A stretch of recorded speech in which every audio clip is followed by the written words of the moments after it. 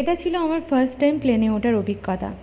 আমরা যখন ফিরছিলাম মানালি থেকে, তখন দিল্লি থেকে কলকাতার পর্যন্ত আমাদের ফ্লাইটটা ছিল। একজন তো ঘুমিয়ে কাঁদা। আমরা ক্যাব করে নিয়েছিলাম নয়ডা থেকে। দিল্লির এয়ারপোর্ট যাওয়ার রাস্তাটা এতটাই সুন্দর কম্প্যারিজন টু কলকাতা। আমার জায়গাটা খুবই ভালো লেগেছিল। আমরা মোটামুটি অনেকটা রাস্তায় দেখলাম এতটা ক্লিন আর এত গ্রিনারি ভর্তি ছিল, আমার তো খুব ভালোই লাগছে। দেখতে দেখতে আমরা পৌঁছে গেছিলাম দিল্লি এয়ারপোর্ট। প্রথমবার ছিল তাই এক্সাইটমেন্টটা অনেক কাজ করছিল। সব লাগেজপত্র নিয়ে ভেতরে গিয়ে ওখানে কাউন্টারে গিয়ে আমাদের সব কিছু চেক করতে হয়েছিল। তারপর আমাদের লাগেজগুলো যখন ভেতরে চলে গেল, আমরা তখন দুজন মিলে জায়গাটা তখন ঘুরে ঘুরে দেখছিলাম। আর আমি অনেকগুলো ফটোও নিচ্ছিলাম, কারণ প্রথমবারের মতো মেমোরি রেখে দেওয়ার মতো হয়। তার জন্য দুজন ওপরে গিয়ে আমরা এখান থেকে দুটো একটা আইস টি আর একটা ওয়াটারমেলন জুসও নিয়ে নিয়েছিলাম। এখানে প্রাইসটা ছিল অনেকটাই বেশি।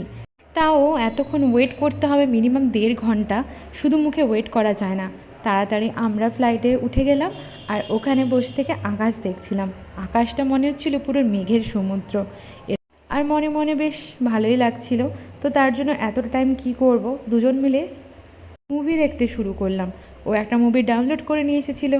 তো দুজন মিলে মুভি দেখতে দেখতে কখন যে কলকাতা পৌঁছে গেলাম বুঝতেই পারলাম না। কলকাতায় পৌঁছে গিয়ে আমাদের জিনিসপত্রগুলো সেখান থেকে নিয়ে নেওয়ার পর দুজন বেরিয়ে গেলাম বাড়ি ফেরার উদ্দেশ্যে। এই জার্নিটা আমার খুব ভালোই ছিল।